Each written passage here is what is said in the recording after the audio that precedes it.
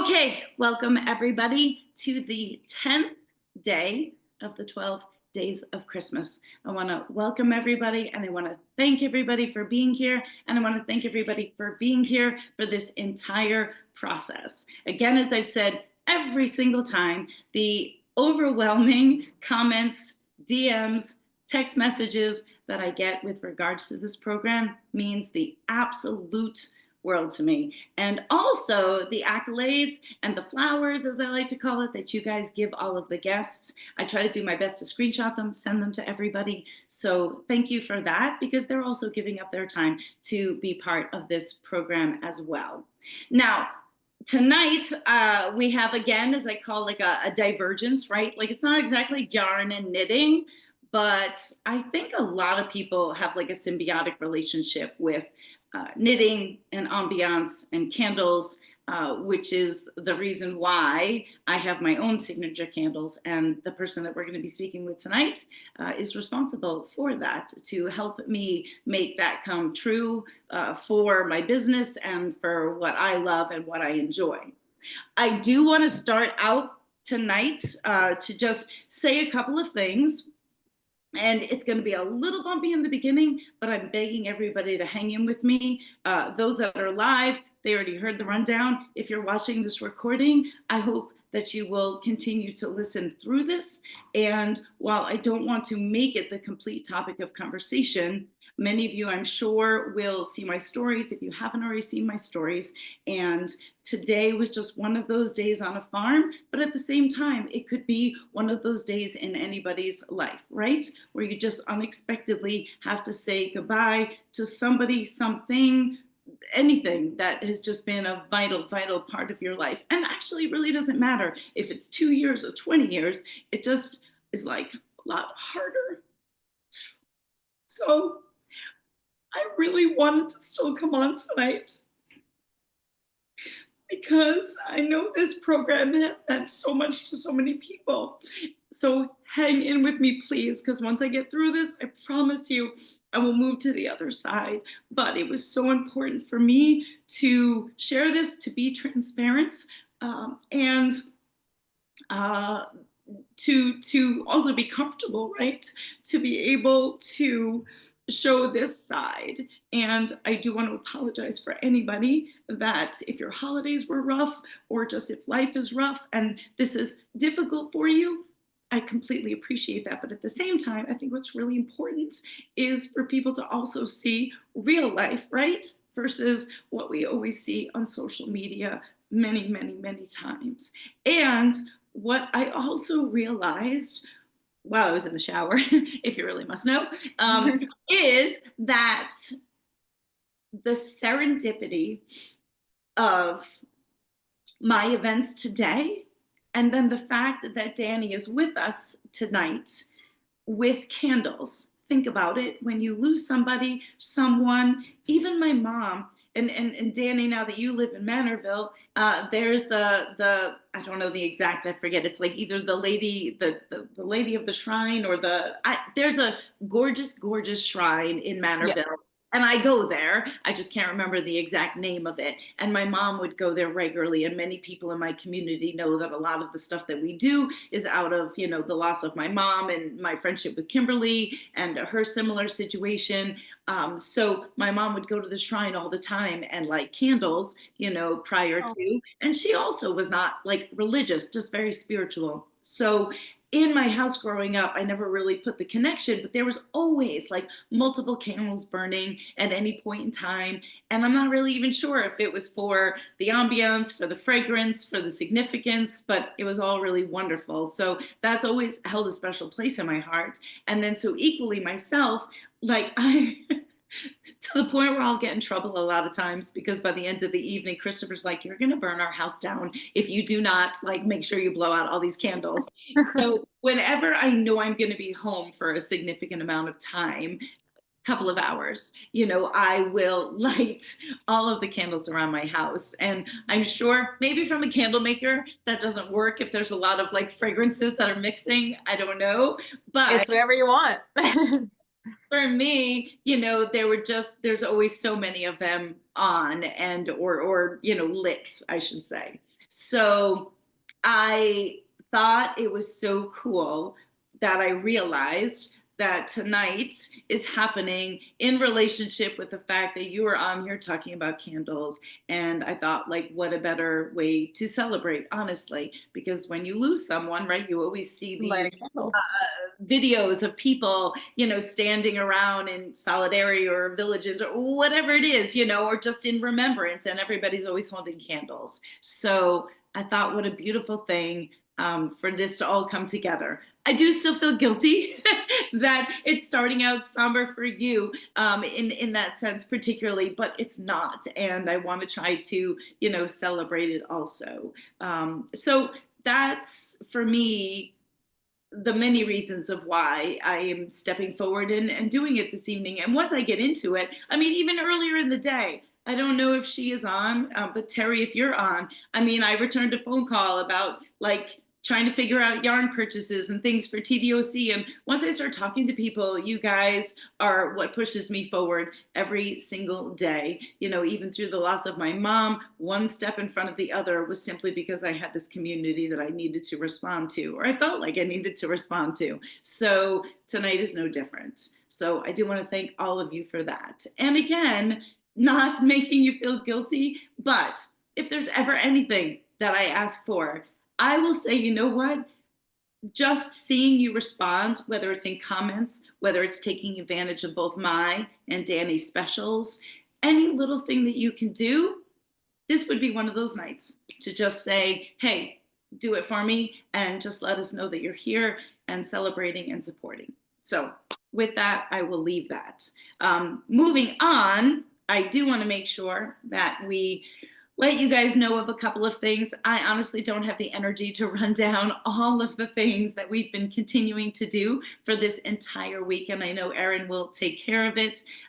It's been so overwhelming to see everyone's responses with regards to the purchases, whether you generally want those purchases or whether you're just trying to win this basket. I have no idea. Either way, it's all the same, and we have yet one more thing to add to the basket, of course.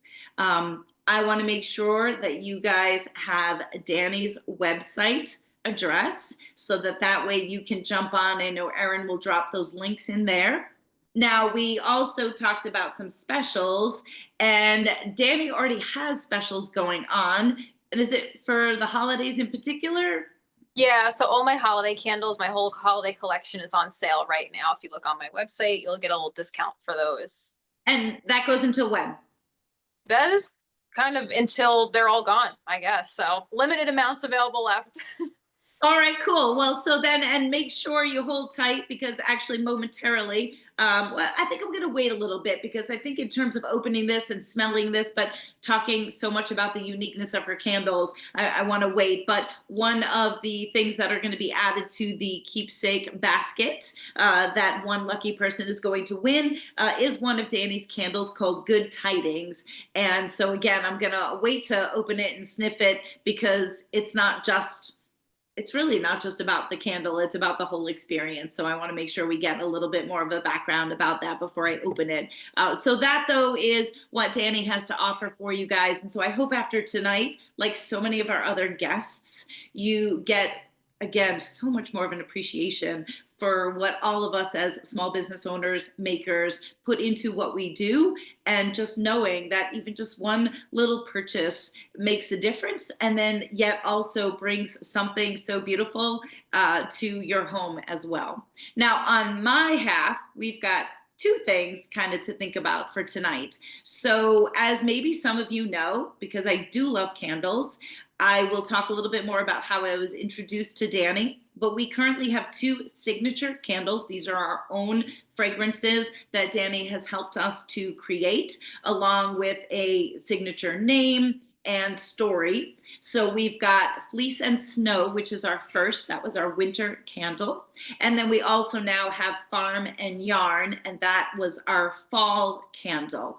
Now, tonight, we're also going to be sniff testing. I don't know what you would really call it, but we're going to be sniffing for our spring candle. So ultimately, my goal is to have a candle for each season. They have naturally fallen into this sheep and fleece theme. So we will stick with that. I don't know that Mary Had a Little Lamb is going to fit on a spring candle. So I think we were talking about maybe just doing Mary's Lamb. So Mhm. that's kind of my thoughts for the spring candles. So you guys have a code. Now, I will say this to start. If you've already purchased, I get it. And if you want to purchase again, I cannot make any promises because Jill's not in the office, but you do know Jill and she's amazing. And to the best of her ability, if she can combine orders, if we can credit you for shipping, we will certainly do whatever we can. And if we can't, please understand that as well. And I hope you will still support. But tonight, your code is candles. I'm honestly not sure if it's capital sensitive. My IT person sent it to me as all caps. So let's just do candles, all caps.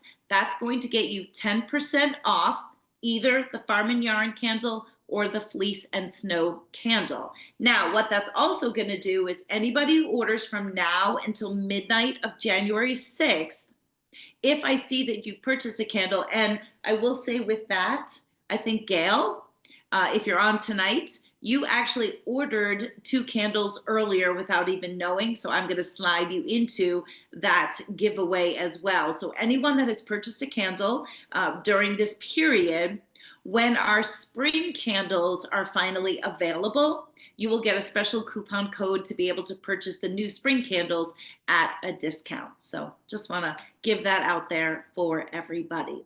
So that's what we've got in store for you for this evening. In addition to, of course, learning a little bit more about what we do over here. And I am equally interested in getting a little bit more of a background. I will start off by saying that I was introduced to Dani through somebody who used to work for me, and honestly, the power of social media.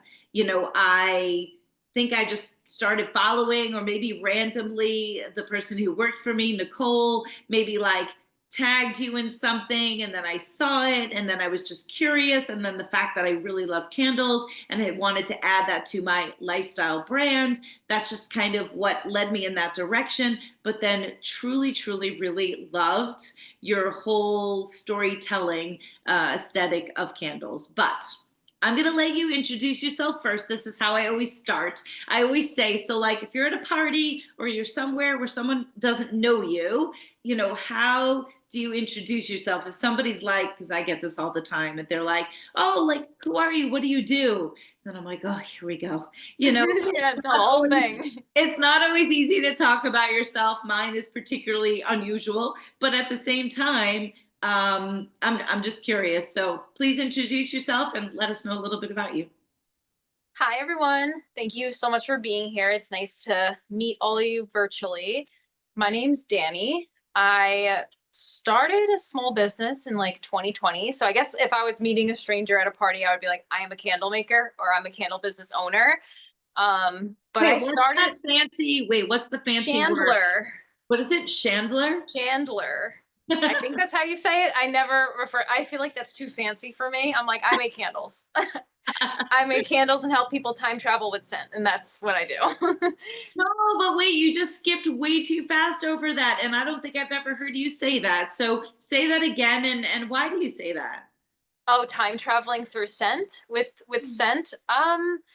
It's because when I first started making candles, I really found like the power of aromatherapy and scent would like kind of transport me into a different world. I struggle personally with a lot of like mental health anxiety stuff. So the scent of the candle just itself is like very calming, soothing to me, but also I kind of put myself into a different world by coming up with the story for every candle that I make that goes along with the scent and the scent notes.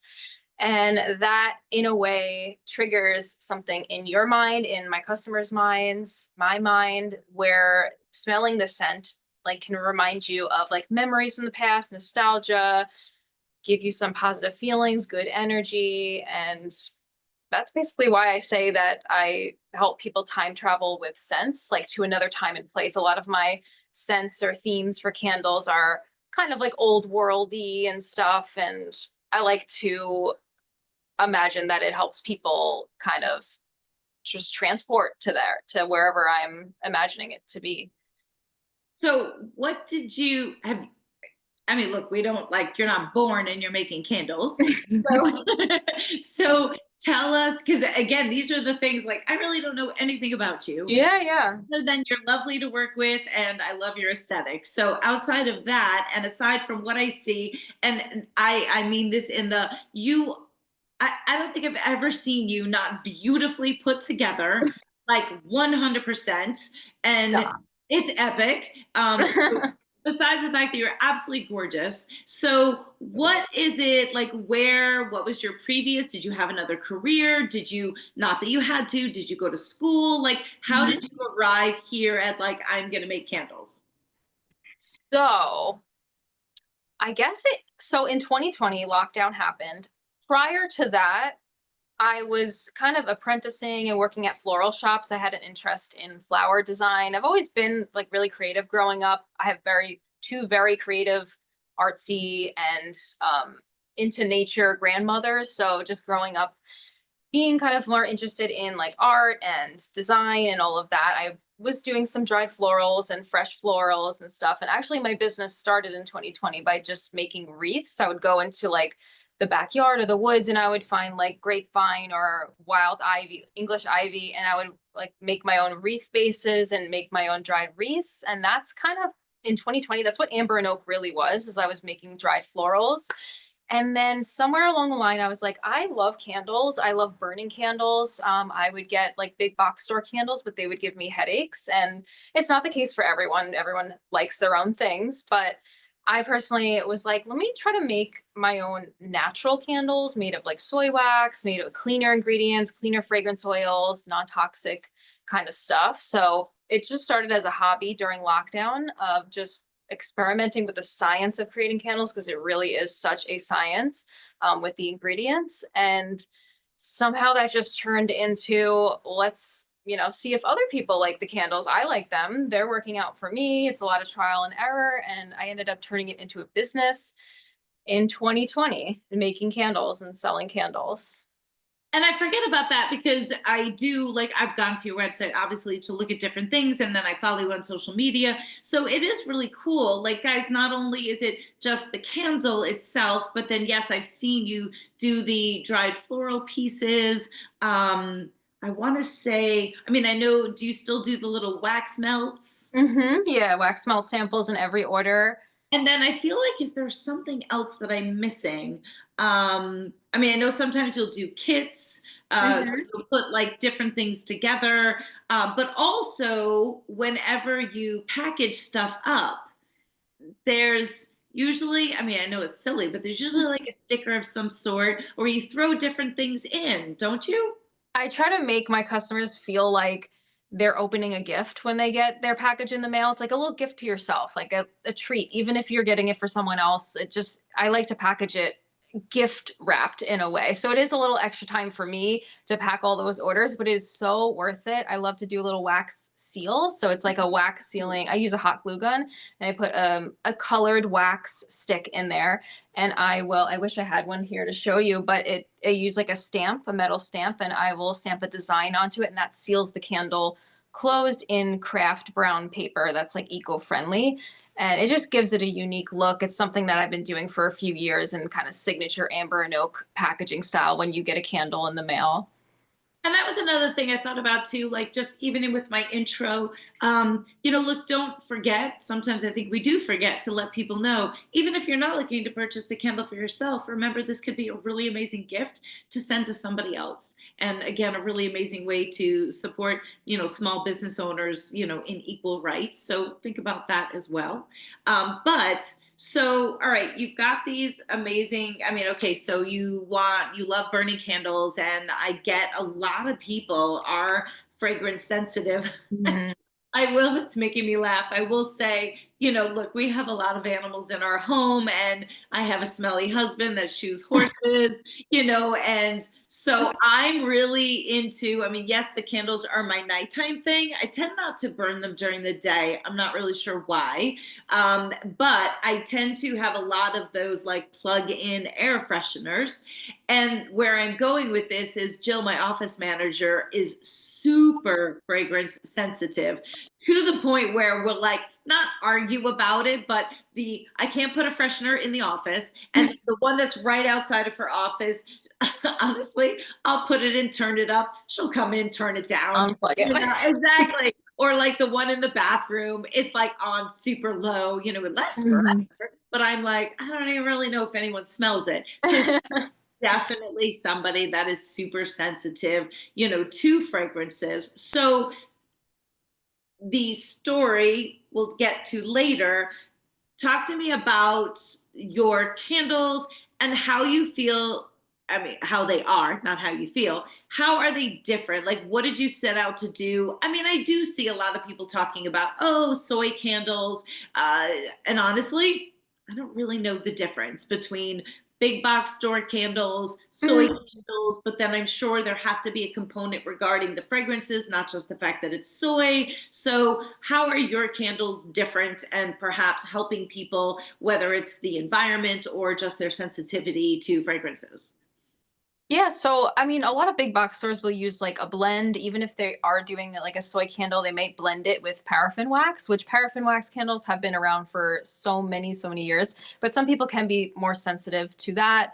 Or big box stores might use like maybe slightly cheaper ingredients as far as fragrance oils go. And I make sure I use premium fragrance oils that are phthalate free and non toxic. They don't have like hormone disruptors in them.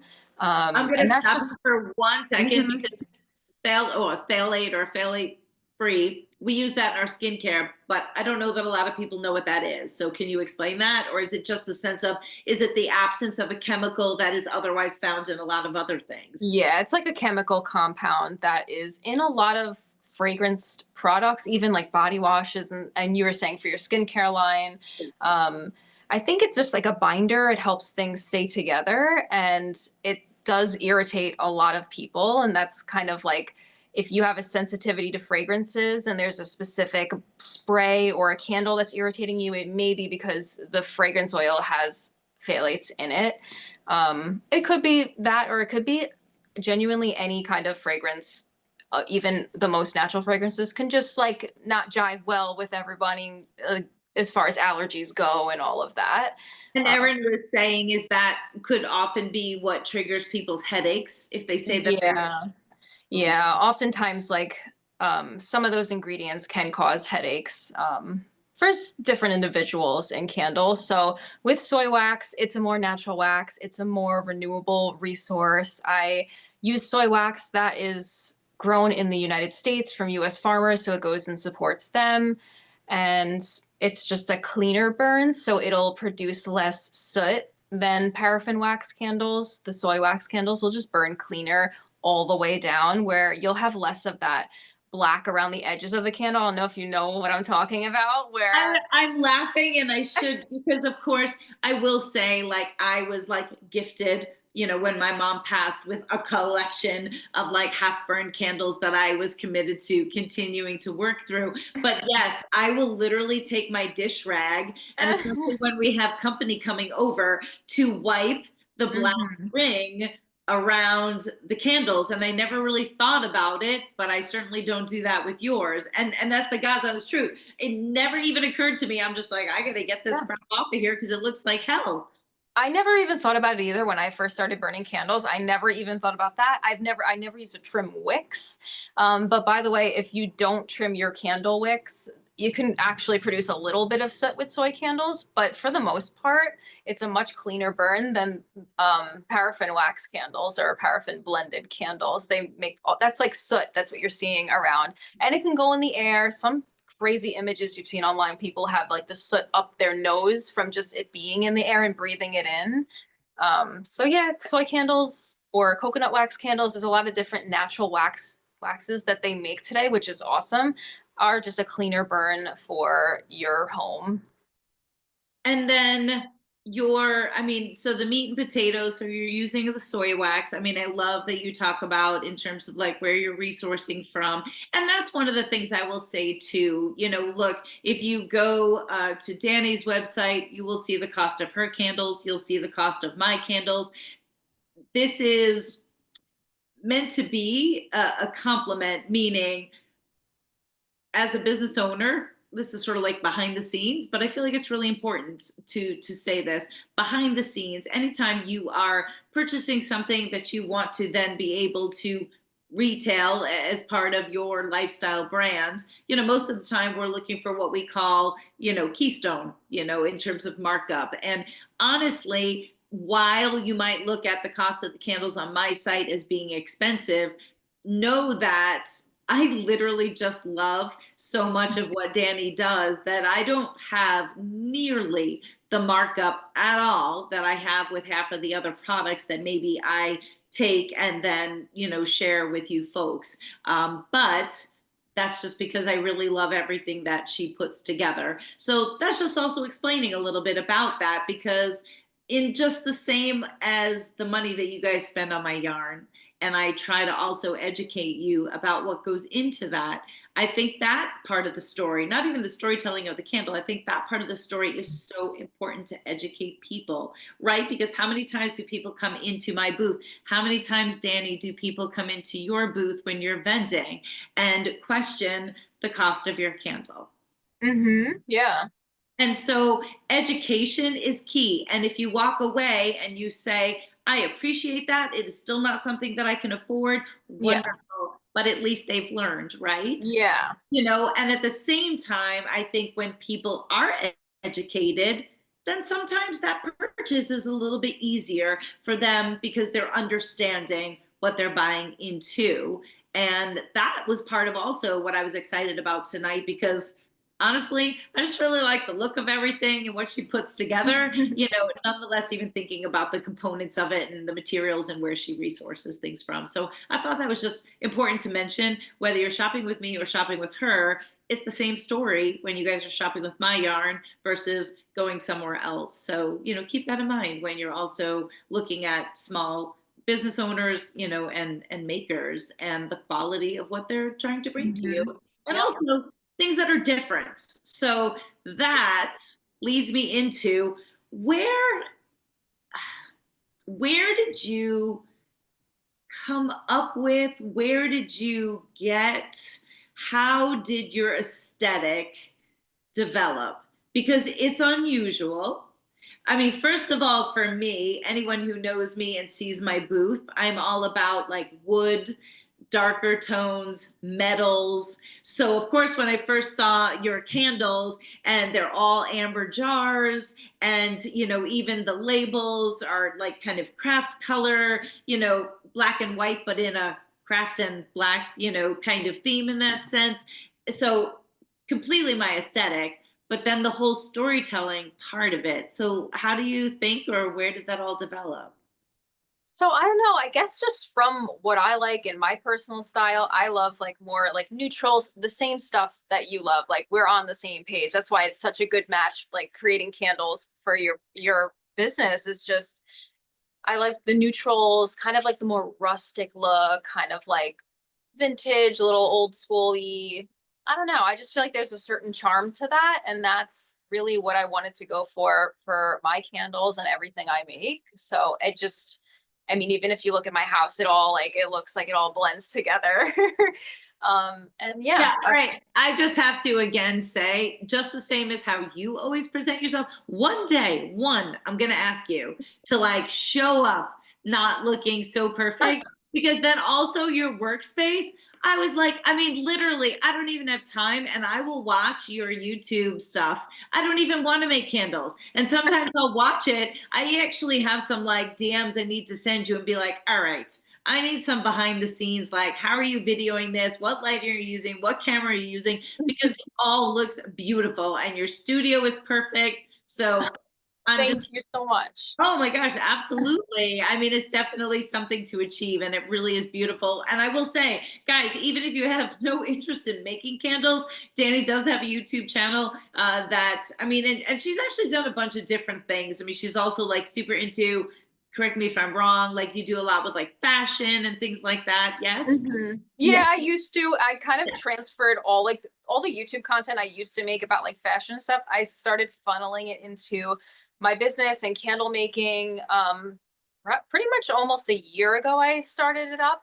Yeah. Just starting like vlogging behind the scenes. Some of the videos are very, very casual, even though they look more produced because they have like I'm using a camera to shoot them. But it's like a lot of like inner monologue or like my raw thoughts and feelings, like showing like negatives and positives of the behind the scenes of being a small business owner, not just sugarcoating it and like only showing up. I mean, I do have makeup on in most of the videos, but like, emotionally, like talking about what's hard about it and like the failures and all of the stuff that people sometimes don't want to talk about publicly on social media. I will take the time to talk about and just be real. Like I'm talking to a friend on my YouTube videos for some of them. And then some of them are like sit down educational.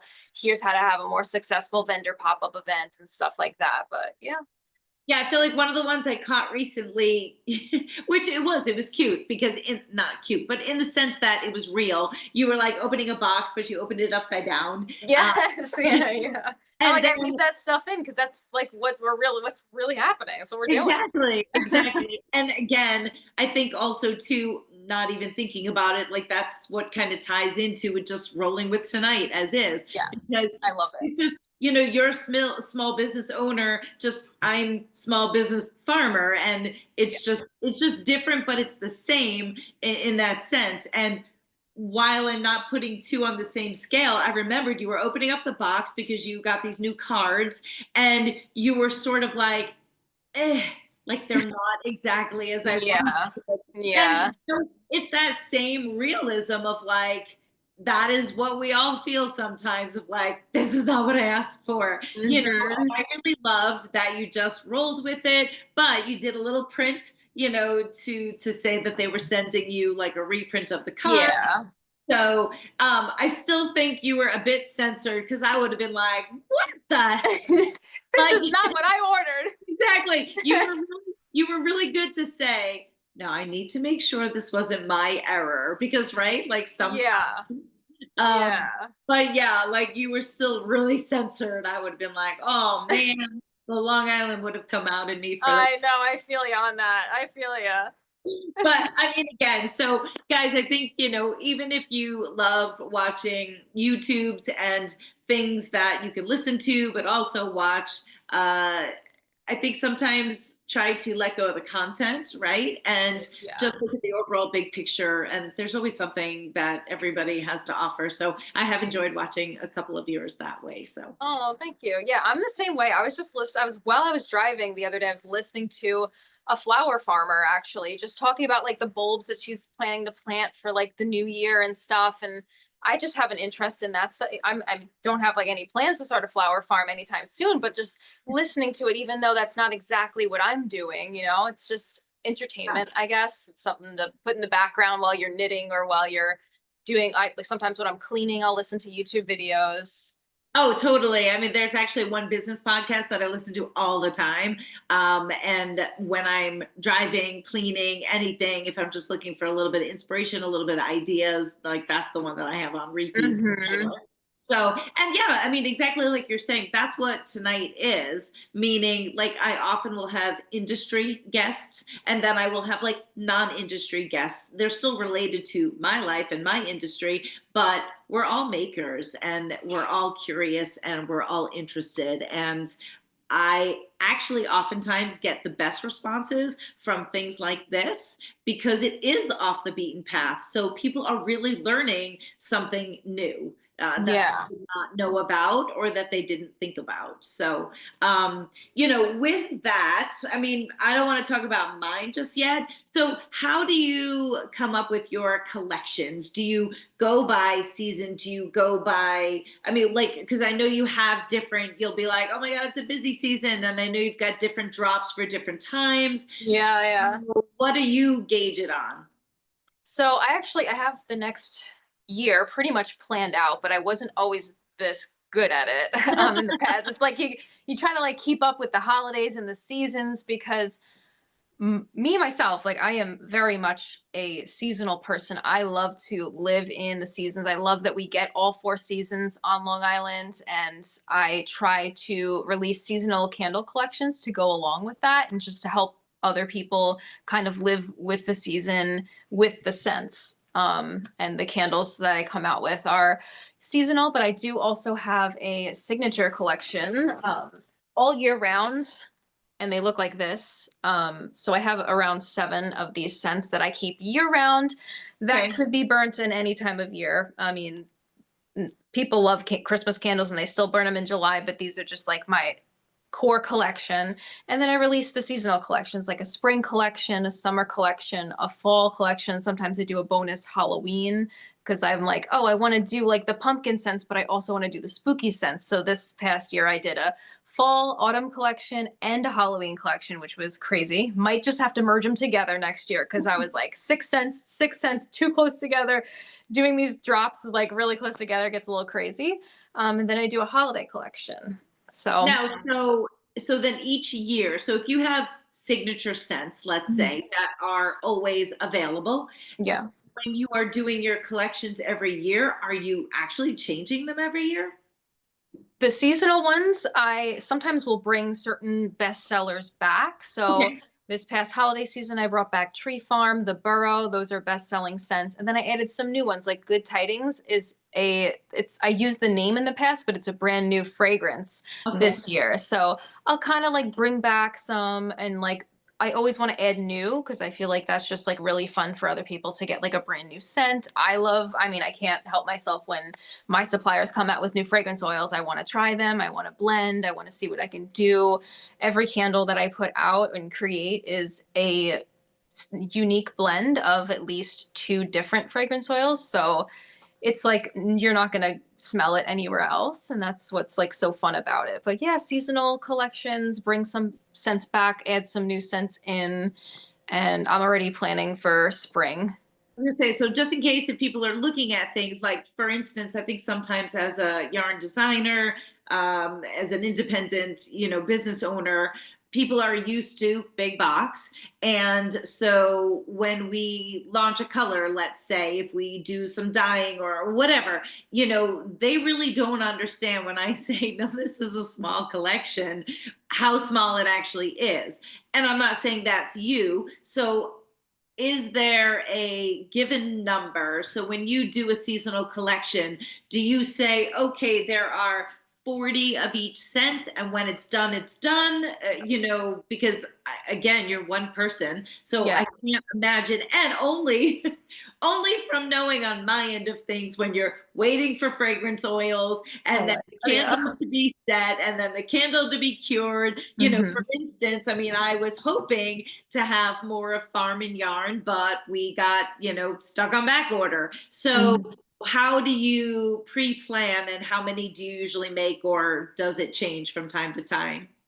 That's definitely the stress. One of the stressful parts that you totally understand of being a small business owner and like needing supplies, and like you're saying with the yarn too, it's like small batch because this is all I have of this oil for this collection, or this is how many labels I purchased in advance. If they're like a custom printed label, like I have to kind of decide, all right, how many do I think I can sell for this release, and that's how many I'm going to purchase.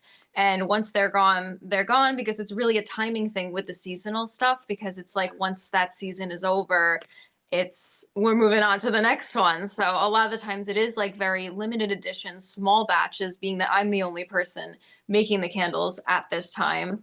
Could probably use a second person around the holidays. Might need to hire someone next season, but yeah, it's just one person doing it. It's like you have to unfortunately put this like limit on how much you're producing to be realistic about it for seasonal stuff at That least. FOMO was really good. I mean, my yarn people know that, and I've got a couple of them that I know I can, like, they're like, oh my, actually, I think even just recently, Ruth Ann, if you're on. I think I got a message. She was like, the FOMO just got the best of me and I had to get in. So sometimes having a limited collection is not bad.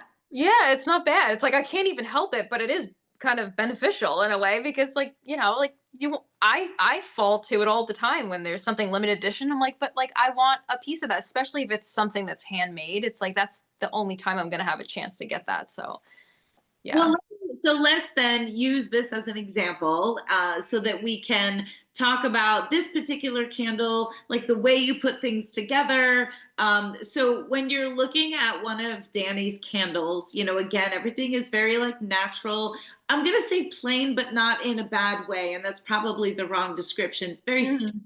It's very clean. So there's always the title in bigger letters, and then there's the notes. So, I mean, I feel like maybe now I see that on other candles. I'm not asking if you like proprietary, like thought you came up with that on your own, or like where did that come from? Just in terms of, I'm sure the storytelling part of it.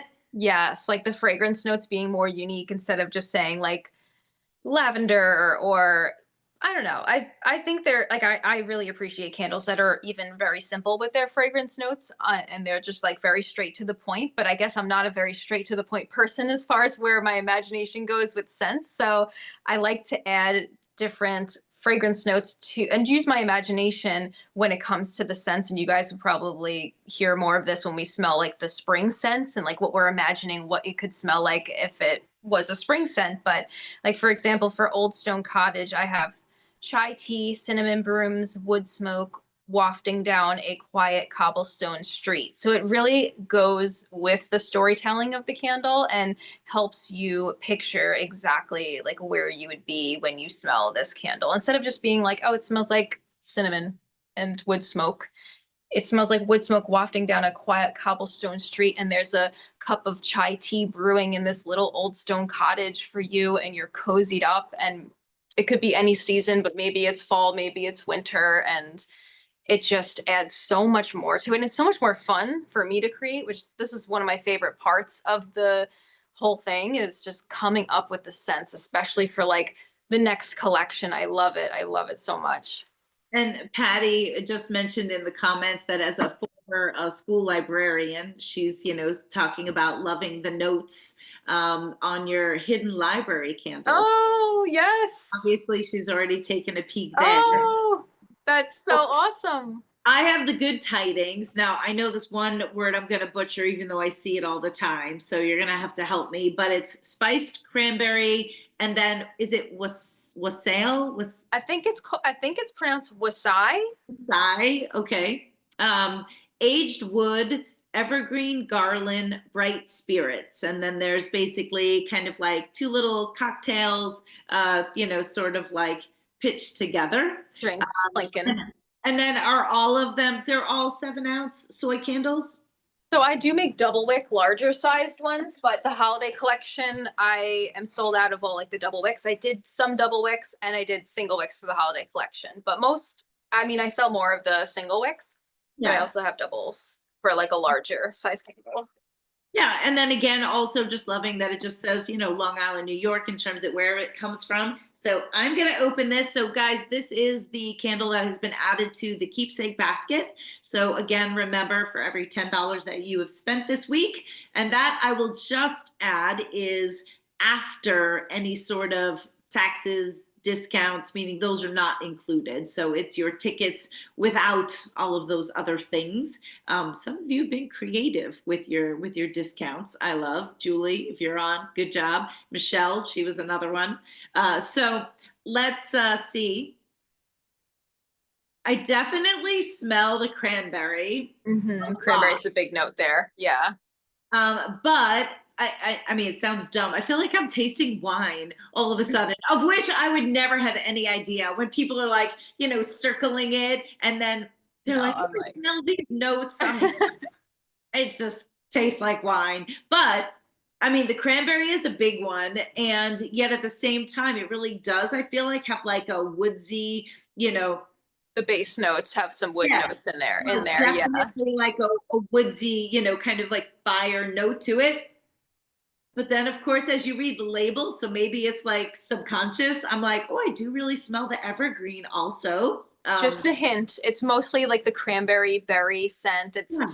a little bit winey, but not like overly like boozy or anything. Because I'm personally not that into it, so I probably wouldn't want to pour that many of them downstairs if it was like overpoweringly boozy. I But will it's very like say, bright cranberry. yeah, I was gonna say, I will say it is a brighter fragrance, even though again, with in terms of the all natural ingredients, it's still a brighter fragrance. Now, I'm honestly a big fragrance person. I want to smell my candle, but at Mhm. the same time, I realize some people might not. So I would definitely say this is to me, it's a stronger scent. Yeah, it's definitely one of my stronger ones. Yeah. It's very, I like it. I mean, I find it, very pleasing. So that's the good tidings. I would love if we could carry on to the ones that we did, because also what I want to give some props to is the process that you're willing to go through for somebody who's looking to have candles done by you, because I am always so sympathetic maybe when somebody's willing to create a scent as well as the label. And I can be very detail orientated and yet very apologetic. So I do remember, especially in the beginning, when I was going back and forth and I'm like, I'm so sorry, can we do this, I know. this? And you were so wonderful about it. So I mean, I'm not really even sure where it started. The fleece and snow was where we started, and I don't really think I had an idea. I think I was just like, okay, this is the season that we're creating the first candle in, so we're Mhm. making a winter candle. I knew I wanted to have something along the lines of like sheepy, kind of thing. So I'm not really sure which came first, the chicken or the egg, but fleece and snow just seemed like the most appropriate name. In terms of working with Dani for the label, again, these are all of her graphics that she managed to put together. And so the idea was for me just conjuring the image of, a winter scene, snow filled pasture, snow falling, sheep out there because they've got all this beautiful fleece on them that we, of course, knit with. And what winter feels like and smells like. It definitely has strong tones of vanilla, but what I love is, for me, the notes that I wanted to create. And maybe this was more of your like original than I feel like reading the good tidings, but the notes were sort of half scent, half storytelling. And I don't Mhm. know if Yeah, that's mix them. for you or if it just depends. But yeah, so it's fleece and snow, and it's spun wool, falling snow, vanilla tea. So that is the notes, along with the storytelling, that when you open it up, hopefully you can conjure, that image. And overwhelmingly, I will say, look, if you're not a vanilla person, this Yeah. candle is not for you. But it is a very not overpowering. It's not, I feel like it's a deep vanilla. If Yeah. I feel like it's a deep vanilla, but it is a strong vanilla. And I think ultimately when you burn candles, correct me if I'm wrong, when you sniff a candle, is that, I wonder what percentage do you actually smell when you burn it? Is that a statistic? So I don't know percentages, but there is something called a cold throw and a hot throw. So when you sniff the candle when it's not burning, that's the cold throw. And then when you sniff it while it's burning in your home, it can kind of smell slightly different. It might smell a little bit warmer. The notes might come out, like the base notes might come out more than when you're smelling it just without it lit. So it can smell a little bit different. Not like huge difference at all when it's lit compared to when it's not lit. But I But think the difference is when the candle's lit, our nose is not in it. yes, yeah, especially when you just took the lid off, it is concentrated in there, and you will most likely smell a lot of those top notes at first. Those are the ones that are gonna like hit you first. So any of those lighter top notes, sugary vanilla notes will be like more prominent when you are sniffing it cold. But when you're burning it, you might get more of those like cashmere, cedary base notes that are in there. That really kind of to me represented like the wool and a little bit of like the barn wood or something that might be around with those woodsy base notes that ground it so it's not like too sweet vanilla. It's more like a woody, earthy vanilla. And it's funny because the thought that conjures in my mind, and actually I just had a conversation, many of you guys know Kimberly McAlinden, we were chatting earlier about something and just, the different yarns that I'm coming down the pike with. And I said to her, in terms of texture. So if think of scent versus texture, and hopefully people will laugh. But for instance, we have custom milled socks. Now you are going to make socks traditionally out of a coarser fiber because it otherwise is not suited for yarn. And that's the whole purpose. It's kind of like giving it another outlet because it can't be yarn. It's not that soft. So it's going to go into socks. And my image, if you will, is like people will grab the socks and they automatically put it to their face. And I'm like, Oh, and it's rough. yeah, but I'm like, if your feet feel like your face, I want your feet, So it's like, I guess what I'm saying is I want people to keep that in mind. And I think we all forget that when you're sniffing a candle right as you opened it with your nose right in the wick and everything right there, it's not going to give you the same probably pleasant aroma when it's just burning and like kind of wafting in the air and Yeah. get just the small nuances of it. So just made me think of that, I think, because I do think people find this candle very polarizing in that sense. Yeah, if you don't like vanilla, then definitely Yeah. not for you. Yeah. But I still love the storytelling. And I mean, I love the candle. So that's the other thing everyone knows. I only make what I like. And if you don't like it, sorry. The scent is so subjective to people. So subjective. But at the same time, you do have to do what you like, right? Oh, Yeah. that's I don't want to be pouring it down here if it smells bad. That's what I was just going to ask you. I mean, have you ever, Mhm. found yourself doing something because that it might be popular versus what's true to you? I'm not trying to put you on the line. I'm just curious. Yeah, there is a certain level to like, well, if even if I have a specific like aversion to a certain scent, like a lot of people like that, and I do want to create that for them.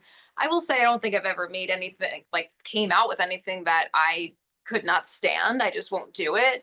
But I do try to hit like different notes. I don't do a ton of florals in my personal lines, but I like to blend the florals with something more woody or fruity so that it's like not overpowering. But yeah, I don't think I've ever made something that I'm like, oh, I'm just gonna do it because other people like it, but I hate it and I'm like sick pouring it down here. But yeah, there's like, certain I'm things. just curious because we talk about that a lot with yarn in the sense that like there's so many different aesthetics. The other night we had an indie dyer on, and everybody has their aesthetic, their personality, and sometimes you have to just say, this is what I like, this is me, this is my voice, and if this doesn't fit you, there's somebody else that will fit you, Yeah. and that's where your truest personality, that's where your truest passion comes through when you are portraying something that you genuinely believe in and love. Is that Yeah. so? So then, of course, I'm like, all right, now we need to do another one. And so, again, for me, it's mostly just the timeline of when I'm getting it done. And so it was our fall candle.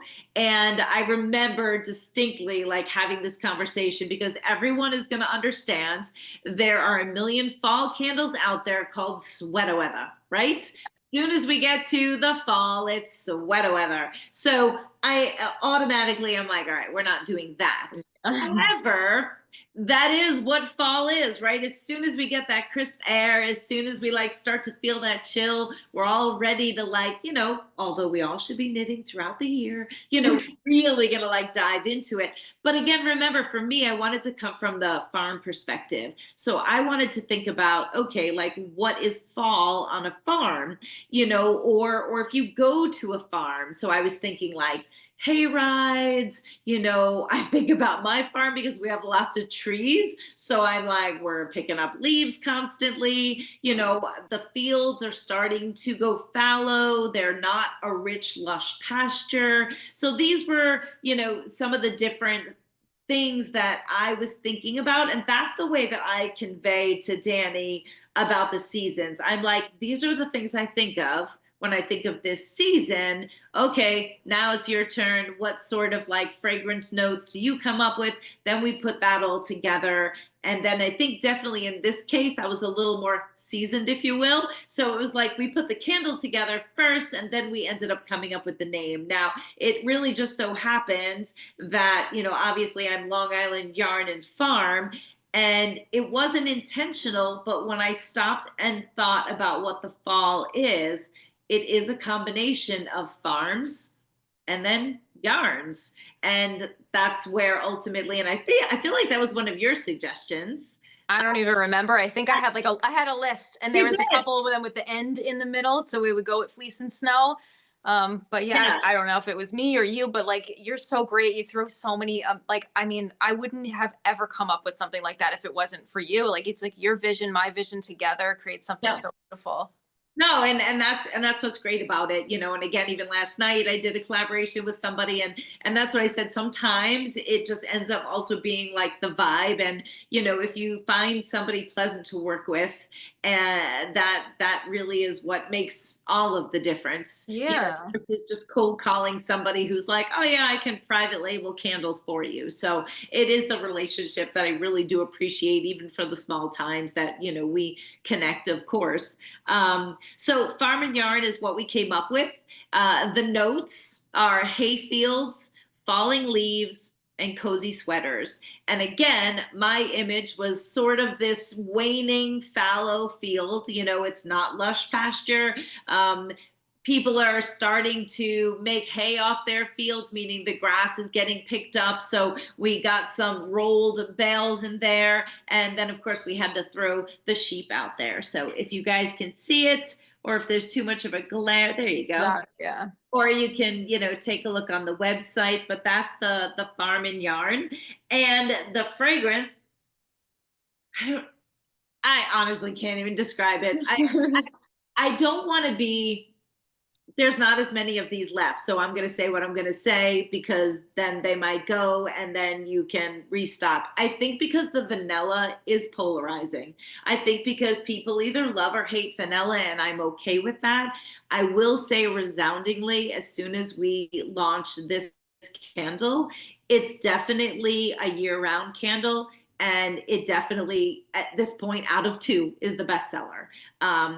So I was equally disappointed that the oils were back ordered and we're not restocked yet, but we will be. But there are still some of these left.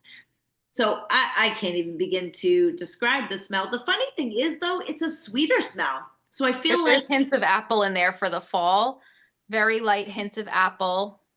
yeah, it's And then the definitely, hay itself, I'm using a hay fragrance oil to like really tie in with those like fallow you fields and hay believe fields. that? There's actually like There's a hay field fragrance oil. And I've always wanted to use it, but I never used it in my own line. And it's like this is the perfect opportunity to use it.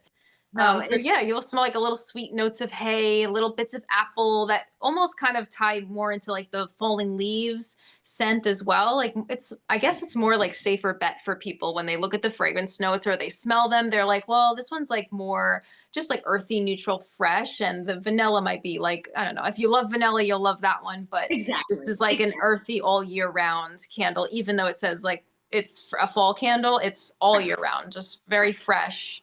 Yeah. No, it definitely is. And like I said, I think everything has its place, and that's fine. And so that's why I feel like I was comfortable kind of stating it as it is, because it is what, Yeah, no. everybody's going to like what they're going to like, Yeah. in that Yeah. sense. But it definitely is fun to see, the difference. And sometimes people will grab both, sometimes they'll go to one or the other. Now, I will say, although I did not add it in on the discount, so I'm really sorry.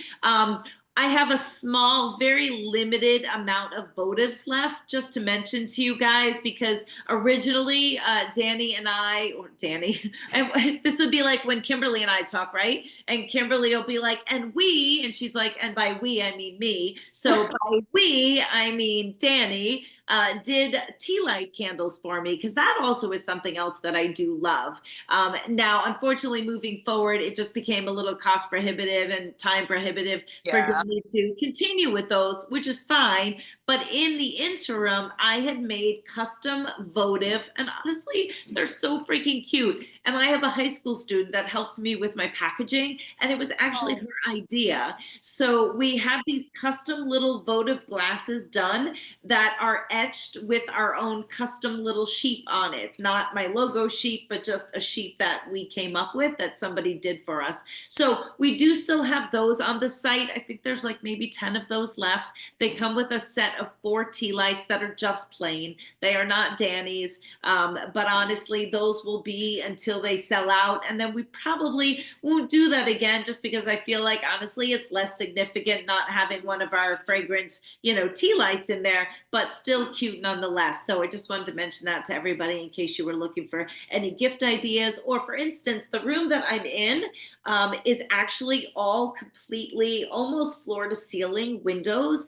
And so for the holidays, we've got a huge 10-foot teak table out here. And so I actually have tea lights at every window.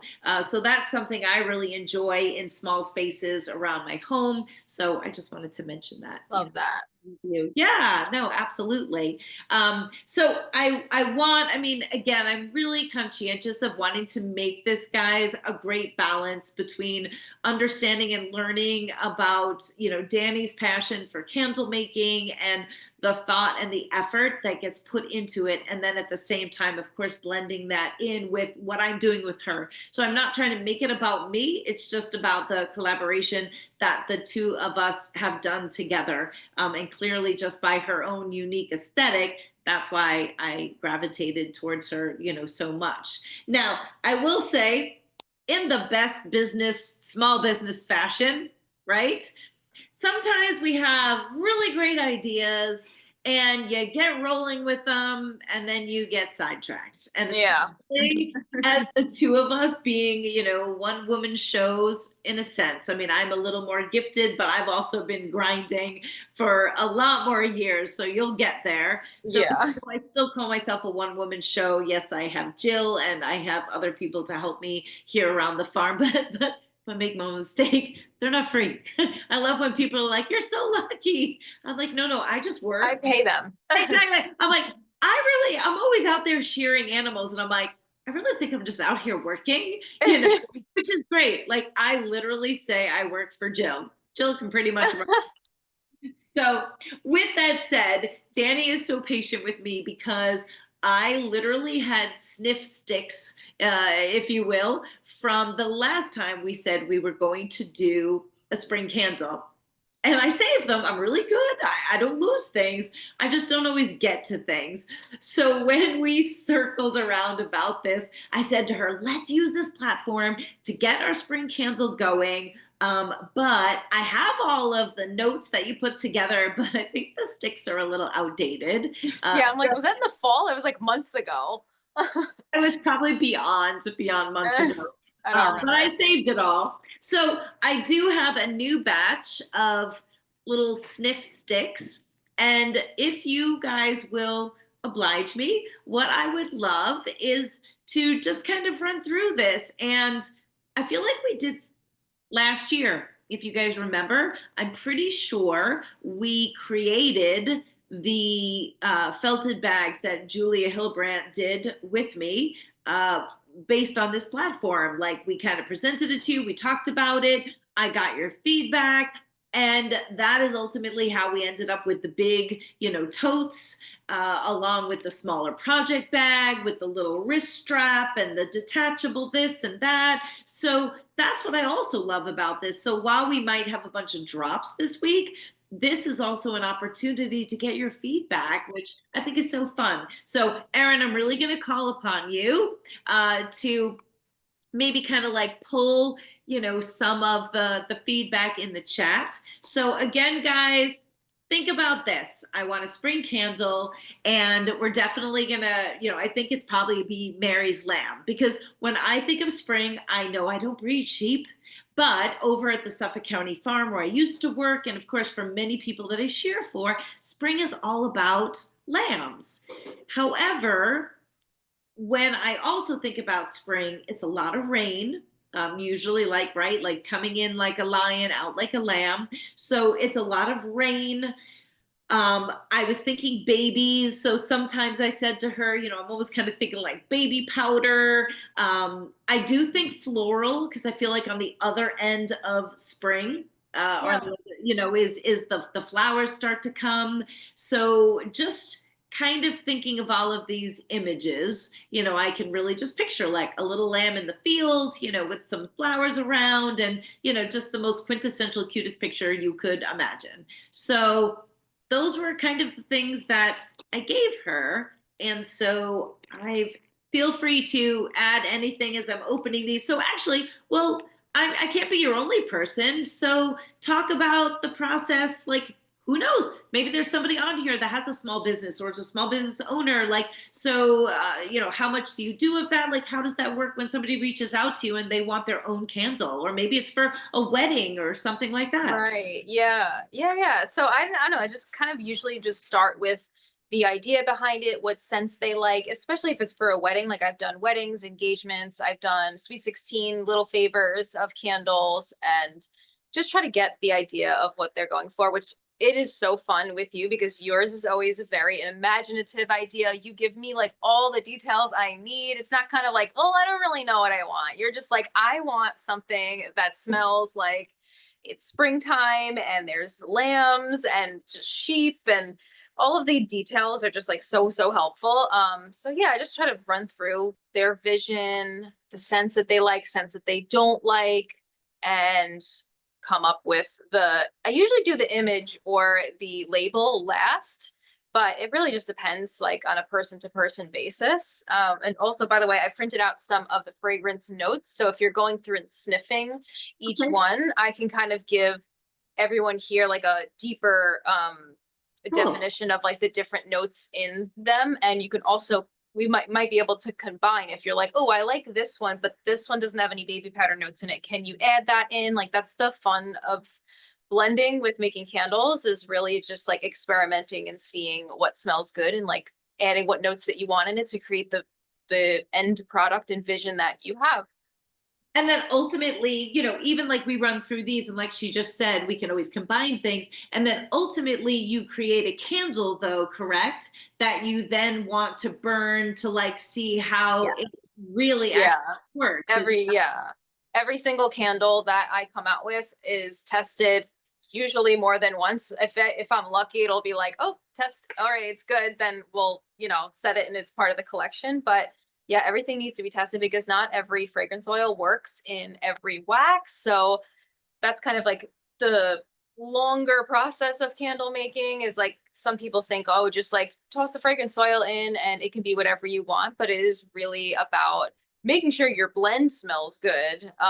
Like if you're combining different oils together, you burn it and you're like, ooh, that's not what I thought it was going to smell like. It sounded like a good idea, but it doesn't smell good together. So seeing how it smells and seeing if it even performs right. So making sure the candle is safe. Every fragrance oil is a little bit, they have a different like texture, consistency. Some are like heavier fragrance oils that might need a larger wick for them, even though they're in the same jar. So you might have to wick down, wick up, depending on the fragrance oil. So yeah, definitely testing is a big part of the process. Always testing.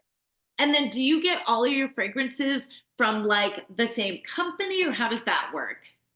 From the same few companies. I usually stick with all suppliers on the East Coast just so it's faster and the shipping is less expensive for them to get to me because I'm paying shipping on all the orders. So yeah, just maybe like 3 or 4 different suppliers, candle suppliers on the East Coast.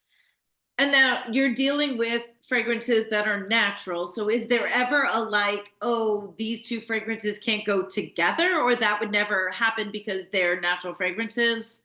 Yeah, they're all rated to be used safely in candles. So, I mean, the selection that I'm given from my suppliers, any 2 or 3 fragrance oils can be combined together. I usually cap it at 3 different fragrance oils, and depending on how many notes each fragrance oil has, maybe I'll just do 2 because I don't want it to get like too crazy, too overwhelming. I mean, some Yeah. people might blend 4 different fragrance oils together, but I try to, stick to like 2 to 3 is like a sweet spot for me personally in my practice. It's just that's And just now, where it's so, best. and see, this is, regardless of everything, this is what happens. So now I'm like, okay, so when you're mixing fragrance oils, like when we were sniffing the good tidings, and I said, okay, well, definitely like the cranberry was the strongest note. Now, is that because you put more of that in, or ultimately when you blend, I'm like, wait, She's so got it. The wheels are turning.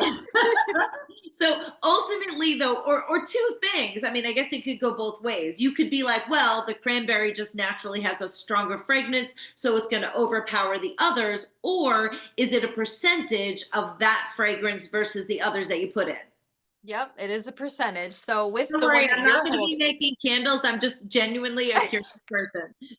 yeah, it's interesting because you don't know what goes into a candle, but that it's different percentages. So a lot of it is like, oh, this fragrance oil is like really overpowering and I want it to smell more like this. So I will do, so with the one that you're holding, I did like a 70-30 kind of ratio. So I did more of the cranberry and a little bit less of the tree scents or the spruce. And that just ended up making it what you smell now, Okay. because I already have a tree farm candle. So I'm like, I don't want it to smell too much like overpowering trees because I want it to be different than the other ones. So yeah, definitely a percentage. And that's why you smell more cranberry because there's more of that oil in the candle. So, and Laura's asking, and thank you for editing it because I'm like, I don't know if my eyes just can't see it. Explain, because I think it definitely is based, well, I should say, based on skincare, I know the difference, but are fragrance oils different than essential oils? Yeah, so there's like a debate in like the candle community about this actually, about essential oils actually being somewhat toxic while burning, or like some maybe are not. I don't know. It's just like a back and forth and no one really knows the exact answer. I have experience with just using essential oils to make candles, and I really did not get much of a scent throw at all. I've talked to a couple other candle makers because I do have like a little community where we all like kind of exchange our advice and experiences with candle making with each other, and just no one's really had really good experiences with just making essential oil candles. That's just my knowledge of it though. I mean, I there's could be stuff I don't know, but they are different. The fragrance oils I use are like rated for candles. They have essential oils blended in with them, but they're in a smaller percentage than the fragrance oil compound. So But yeah. the significance is, though, that your fragrance oils are still phthalate free. Yes, Right. yes. So then that's what I was Non-toxic. going to say. So with regards to, maybe it's different for skincare because that's actually going on your body. Yeah, I mean, So there are the fragrance oils I use are actually rated for skincare, body care as well. There's just different lower percentage than you would put in a candle. right. Yeah. And so for us, like our soaps and actually everything that we use, I would say with our soaps, there's two differences. If we're using a fragrance oil, like in our Lama Loofahs, we'll check off whether it's essential oil or fragrance oils. But even if it's a fragrance oil, it's phthalate free. So it's still chemical free Yeah. versus an essential oil. So, I mean, there's obvious differences, and I'm sure it relates different to skincare versus a candle. But I think the key, maybe, correct me if I'm wrong, is that you just want chemical free. Yeah. Regardless. I mean, unless Yeah. you have an allergy or a sensitivity one way or Yeah. another. So, I Hmm. mean, I think, even still using a fragrance oil, as long as it's phthalate free, then that is still better than, a chemical based fragrance oil. Yes, yeah. Cool. So, all right, well, let's dive into these. Now, I know in the past you do diligently had numbered them, and then I had a little numbered card. So I don't see any numbers on here. So can I just like randomly like say what's on the little stick? Yeah, yeah. I have like it written down. Hopefully it didn't get like ruined by the oil. Can you still see the names? Okay, Absolutely. All right. okay. So the first one that I'm opening now, don't laugh at me. I'm assuming the fragrance. So I've got these cute little, which thank you because I would have totally forgot to bring the Ziploc It's bags all good. It's all good. given the day. So I'm assuming the name is here, so I'm going to be sniffing down at the bottom, correct? Yeah, I put them in like that way so then you can like just pick it up just by the dry end. Or even Perfect. just open the bag. Perfect. So this says Rain and Angelica. Yeah, yep. So Rain and Angelica has top notes of citrus, middle notes of wildflowers, and the base notes are cedar, sandalwood, tonka, amber, and musk. I must be like completely like subconscious. Once you start saying that, I'm like, oh You yeah. need it, like you need to know, like because like the mind can only go so far with just sniffing it. It's like knowing the notes that go into it is very helpful for your brain recognizing all of the different scents in there. I mean, it is like it's not an overly powering floral note. And you guys have to help me make notes here because I'm not writing this down. So you all are part of this. I mean, it is floral, but not overwhelming. I think honestly, maybe the one part I don't like about it, I feel like I do smell like the clean rain, Yeah. but I'm not. I mean, while I feel like I have some stronger perfumes that I might use for myself, I probably would want to not go towards like the musky end of it. This one can be on the perfumey side.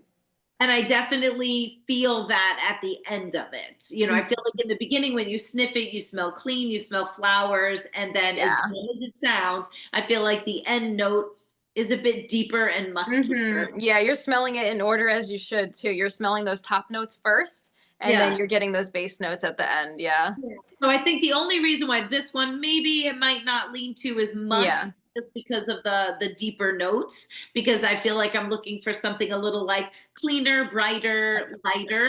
Um, so now we have white sage and lavender, which hmm sounds lovely. This is kind of an earthy blend, which I thought might work. It actually kind of has powdery notes in it, which I thought would kind of mimic the baby powder. You can also add more baby powder, but the top notes are lavender, middle is chamomile, sage, rosemary, base is cedar and sandalwood. It's very straight to the point, kind of like lavender and cedar, but it has like grassy, powdery notes in there where it can kind of smell like fresh. And if you were afraid to go too floral, this is like a safe floral that people usually resonate more with than some of like the like more powdery florals, I guess. Yeah, I mean, I love this, Mhm. definitely. Definitely more herbal than Yeah. floral, I feel like. Yeah. It's like a Um, safer floral. which I'm not saying is bad at hmm all, because I'm not a big, strong floral person. But like for anybody who's tried my petals in skincare, like I love that. That's tones of like jasmine, gardenia. Ooh, yeah. So, I mean, I really do love this. I mean, I'd almost wish a twinge less herbal, but I am a huge like sage lavender person. So, and what I do like is because in some other things that I've tried from you when I did sniff test originally, too strong of a baby powder is too like, I feel like a Yeah. baby cut is in my face. Oh yeah. So You'll some see. of I them, think there's one strip in there with the baby powder on it, and that's why I tried to pick like baby powder adjacent notes yeah, in some of yeah. the other ones. I'm like, I don't know if you really want baby powder, but we could do it in Now, small percentage. I remember this, so I'm going to be so partial because I remember this from the last one. I love honeysuckle. I actually have some planted around my pool. I have Ah, different colors of honeysuckle. So this one is, so there's letters in front of it though. It says, does it say RK? yeah. So I think I gave you two different ones with rain kissed honeysuckle on Oh, it. okay. So that was just like that meant rain kissed honeysuckle. Gotcha. So this one says rain kiss honeysuckle and green clover. So the top notes for this one are clementine, rain, jasmine water, wild freesia, gardenia, lily of the valley are in the middle, and then base notes of honeysuckle nectar, violet leaf, amber mist, and then the green clover and aloe oil has top notes of citrus, green clover, aloe, middle notes of white clover flower, and base of a little bit of wood. And those are the two that are together on the stick that she's smelling. Pass out. I love rain kiss honeysuckle oil. Like when you were telling me about this idea, I was like, rain kiss honeysuckle. Like that And I is was gonna say, gotta and be. I love this. I mean, and again, it's just a matter of putting things together and you put your thoughts out there. Yeah. It's almost a little grassy at the end Yeah. notes that I'm not looking for as much, Hmm. but the rest of it, I really absolutely love it. Probably more than the herbal, but it's a sweeter scent. So Yeah. some people are going to either love it or hate it because it is sweeter, but this is really divine. Love The that. honeysuckle is giving you like that sweetness. Oh, so good. Okay. And I think I gave you just a plain rain kissed honeysuckle, which will take out Yes. more of those grassy notes. Okay. So should I do that next or should I switch up to like cleanse my Yeah. Cleanse the palate. Okay, Do I something was else. just gonna say now, how true is it? Aren't I supposed to have coffee grinds? That or your sniff your like in between your elbow, apparently. I was like, don't tell me to sniff my armpit. Sniff your armpit. That'll cleanse the palate. That'll give you a whole different scent profile. But yeah, isn't that true? You're supposed to sniff coffee grinds or It something? really does neutralize it. I don't even know the science behind that, to be honest with you, but it does. Yeah, from doing my sniffing with skincare, I had learned about that. So I'm gonna switch and then I'll go back to just the plain because that actually is the next one. So this one is just English Garden. I think you'll like this one. This has top notes of lily of the valley, green leaves, pear, middle notes of rose, jasmine, and lilac, and base notes of carnation. And there's actually a little bit of vanilla in there, but it doesn't really smell like a sweet. It No. smells like a fresh green garden with florals, and those green notes really ground it and make it not overly like floral, headachy floral. That's why I Yeah. love this oil. No, So this good. is beautiful. I will say, I mean, just going in this direction, as much as I love the sound, and I'm only doing one candle, guys, as Yeah. much as I love the sound of the white sage and lavender, I'm definitely liking more of like the floral notes. Because again, if we could have a summer one, right? I mean, so Yes. I mean, Absolutely. I'll have to, well, yes, we will. I mean, I just have to think of like what summer reminds me of, but I feel like spring is definitely more floral. Yeah, we can give like spring the floral and we can save some of those maybe herbal notes or whatever it might be for the summer. The grassier notes for the Yeah. summer because summer is like rich, lush pasture and the animals are out on it and, people are cutting hay. I So, love it. so yeah, I really, really do love this one. Definitely the funny thing is, as soon as you said carnation, what I thought of is like, it's so silly, but when you go to the grocery store and you just get like just a cheap bouquet of flowers, but Yeah. they just smell so pungent. I definitely smelled that. That's what it reminded me of my Stop and Shop flower bouquet that my husband comes home with all the time. It definitely is like a fresh bulby flower scent, which Yes. is spring to me, like those Yeah. fresh bulb flowers that are growing. All right, so this is just the plain. Thank you guys for going along with this. I mean, I hope it's fun. You I can't hope really. it's entertaining. Oh wait, I was just gonna say we need like a smell-o-vision, and if anybody knows me, you know that I love my fall and I love my pumpkin spice. This is completely off the track, but just roll with me. There is a voiceover with two guinea pigs that is my absolute favorite for the fall, where they're talking about pumpkin spice, and then they're going on, and it's the perfect voiceover. Just Google guinea pigs voiceover pumpkin spice, it will come up. It's epic. I watch it every time and laugh. But the one guinea pig, he's like sniffing, and then the other one's like, what are you doing? And he's like, it's like smell-o-vision. Like that's it. So I feel like I need you guys to be able to like smell this with me. We need smell-o-vision. So this is rain kissed honeysuckle. Just plain rain kiss honeysuckle. It's so funny how different it is from Yeah. with the green clover. When you take that out, you lose some of those green grassy notes, and it's more of like that fresh, rainy, slightly sweet floral. Yeah, it's definitely a softer scent by itself. Yes. Yeah. Which is not a bad thing because I feel like this was more of like a grassy scent. It would be almost more like summer to me having the green clover. So make a note Yeah. of that. Green clover can go towards the summer. Good idea.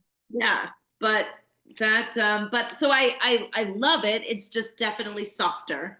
And it can be blended. So Right. again, if you want like more of those floral notes in there, we can add a small percentage of English garden to rain kiss honeysuckle. That way you get like the rain and the flowers in there and Yeah, I was you just know gonna the say, so I'm gonna put the honeysuckle with the green clover in kind of like the off pile, the English garden, and then just the rain kiss honeysuckle there. Now we have lavender. vetiver. Thank you. What is This that? one you're not gonna jive well with for the spring, but I was throwing in another herbal grassy one.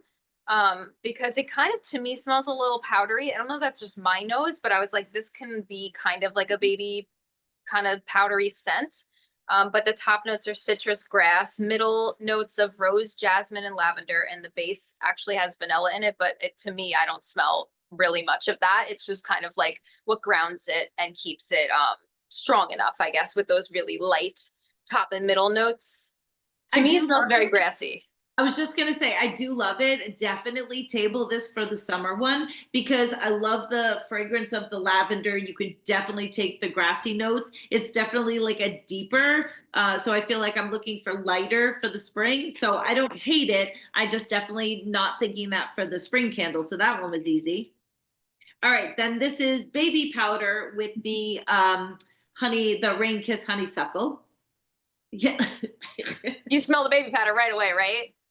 It would have to be the smallest percentage. Baby powder is so strong, but It that's what's is. fun about it because I know when I smelled it, like I have that thought in my mind, but then when you smell baby powder, you're like, Yeah. so I mean, I don't know. I mean, and I wonder, like, with the English garden with the little subtle notes. I mean, I like the concept of the baby powder, but it is overpowering Yeah. for sure.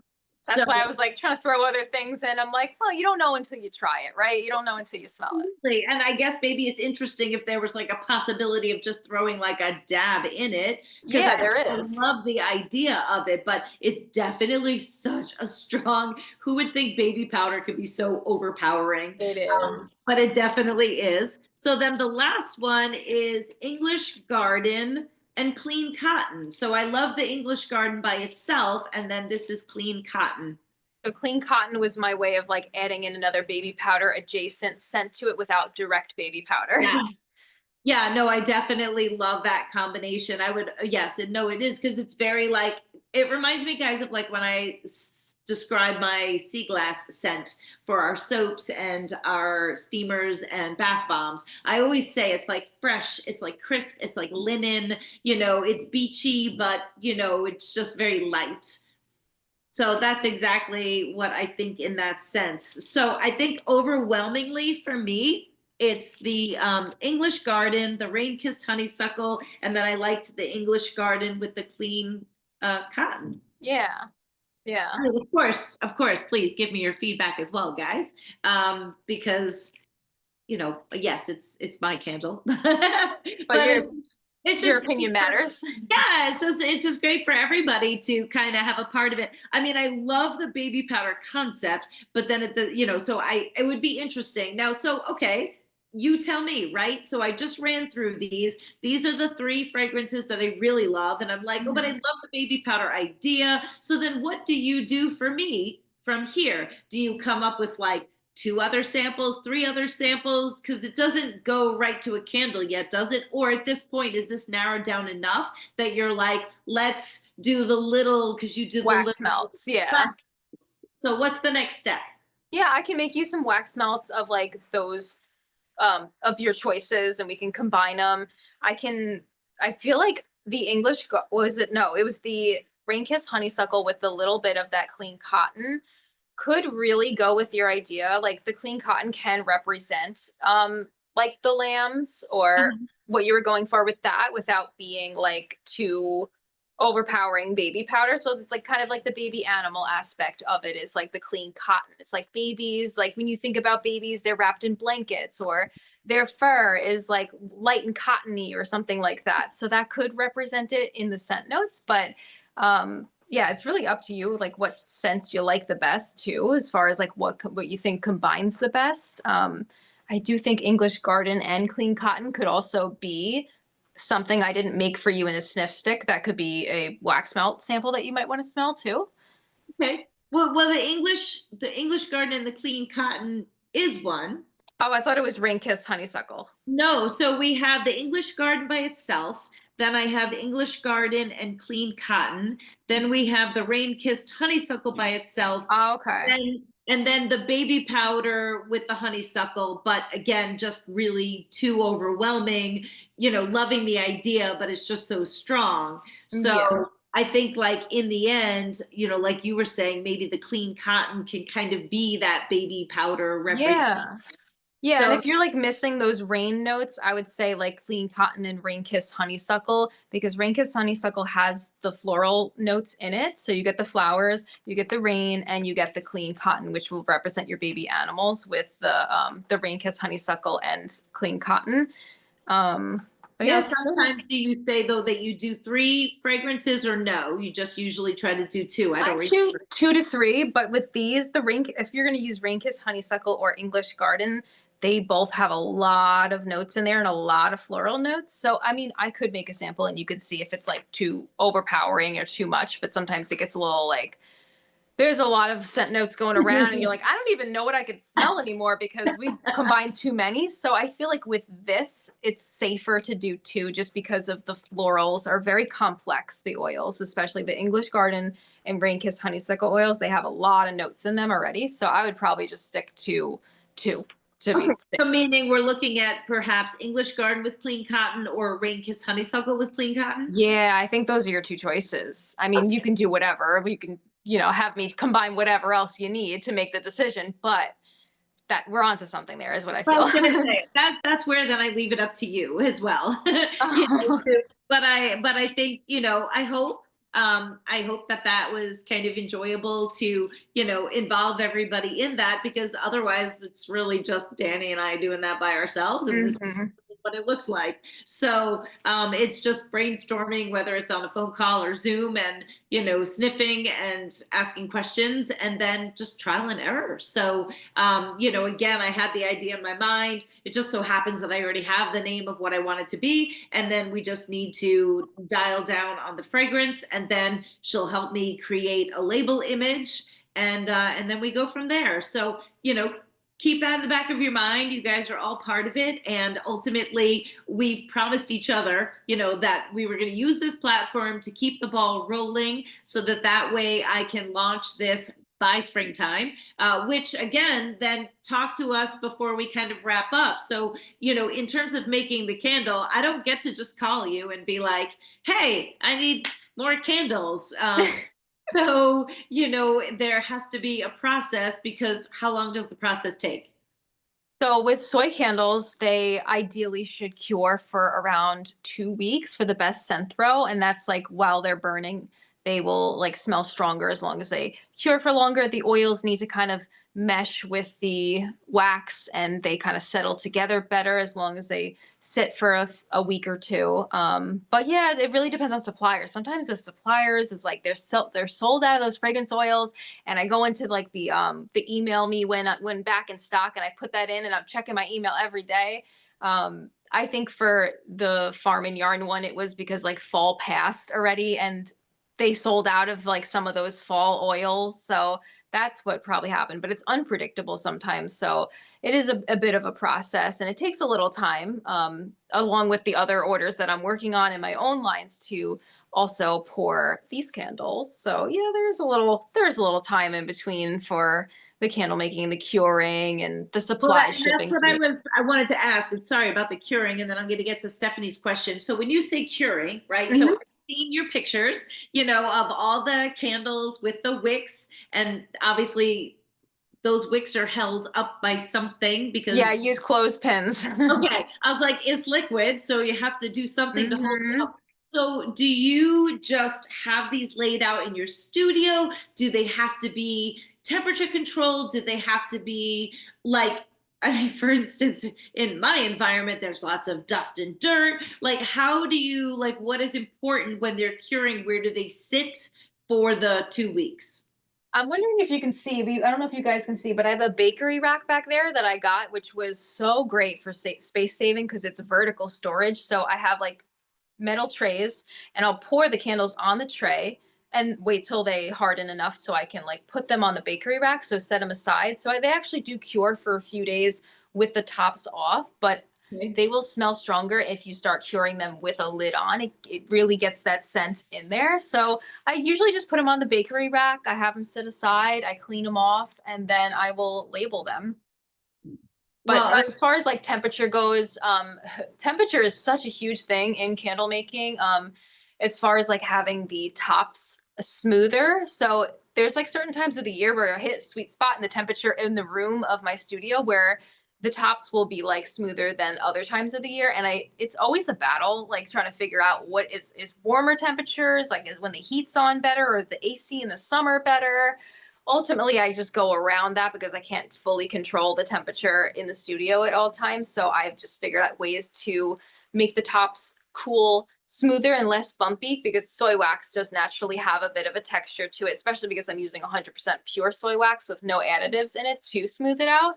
I've just started to double pour like a cooler temperature wax on the very, very top, and that smooths it out. But humidity can be something that can yeah, I affect was the gonna say, and candle. I don't know if you can, I mean, you probably can't see. I mean, it's so insignificant, but you know, it's, I mean, it has texture, it has Yeah. character. You know, it's oftentimes if people buy my yarn and you get a little bit of VM or a little bit of the farm in there. I mean, that's the beauty of it, Yeah, right? it's like that little rustic touch that when you look at the candle and you see that little texture to it, you know it really is a pure soy candle compared to, I don't know, a soy blend where they're advertising on the label that it's a soy blend and making you think that it's natural, but it's not really natural. So it's a good indicator that it's a natural soy candle when you see that texture. But I heat gun them a million times to try to get them as smooth as possible. So yeah, and Right, then right. humidity too. Humidity in the summer is a bit of a battle with my wax, specifically being the pure soy wax, because when I bring them outside sometimes to markets after June,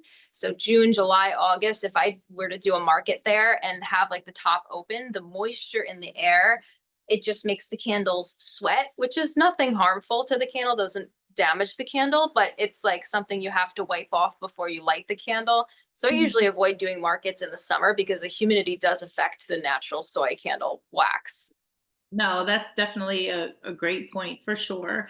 I want to take a moment to also just say that I do keep an eye on the chat, and as maybe this is, I'm not really sure the right way to say this, but I do want to say thank you so much, Sherry, for just making a comment in the chat, and so important to me, especially as somebody who's new to us. Sherry just made a comment, you know, which I'm so glad that maybe she felt safe to be able to share. Baby powder is just not a scent for her based on actually something that it affected her mom, and something that her mom died of as a result of that.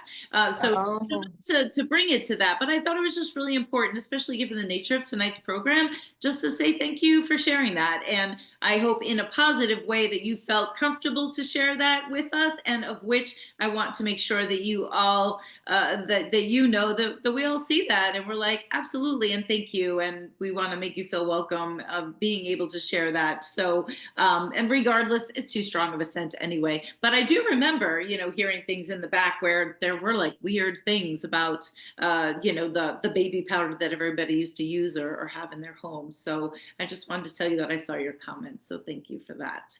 And then also Stephanie is asking, can the candles be used with a candle warmer instead of burning? Does that make a difference in scent or melting? So I have seen those. Isn't that like, it's like this little hot plater? yeah, it's so cute. It's like a little lamp.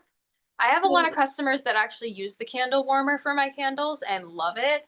I personally have never tried a candle warmer. I want to start testing them with warmers because I can't really give advice as to which ones of like which scents are like stronger or like less strong with the candle warmers, but all of my customers have who have used the candle warmers have had good experiences with them. I would think it's dependent on the temperature of your warmer. Every warmer might get to a different heat setting.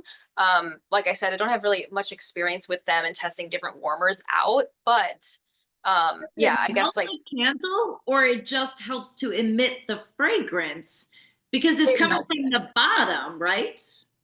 Well, so it's like it's melting it from the top. I guess depending, the warmers that I've seen have a lamp on the top, like above, and then they're melting it the same way it would melt if it was lit, like the wick was Okay. lit. But I think you get a longer life of the candle, first of all, because it's like definitely melting it slower. And I would think, not that this is correct or anything, but I think that it probably would be burning it. It might be a little bit of a softer throw because it might be burning it less hot than the flame directly on the candle would be. But I don't know. People have had different experiences. I've just heard positive things and seen like customers have taken pictures and posted on their story and tagged me with the cutest little lamp candle warmers. I actually got some for my best friends for Christmas. I didn't get one for myself. I'm like, why don't I just expense that? I need to test Exactly. It's it. called a tax write-off. Yeah.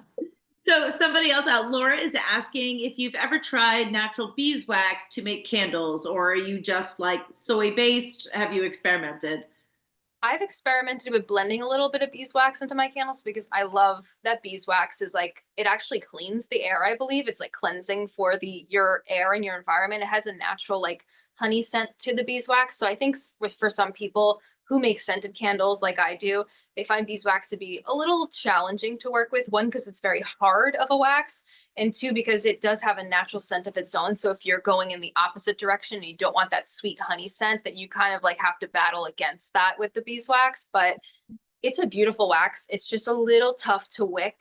You have to really wick hotter, and like it has to have enough like of the heat in the flame to melt that beeswax in. But it's a beautiful wax. The only taper candles that I buy for my house are just pure beeswax candles. I love them.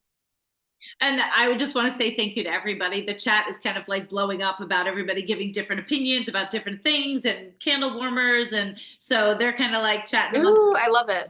and I'm trying to pull in as much as I can. Of course, I keep saying before I wrap up, who the hell thought I could talk 2 hours about candles? But I can, everybody. So I do want, because I feel like this is so important, because when I first got your candles, there's always a card about candle care. And I gotta be honest, I can't really say I follow it. You So don't do it. I know. So I want to give you the opportunity as a professional candle maker.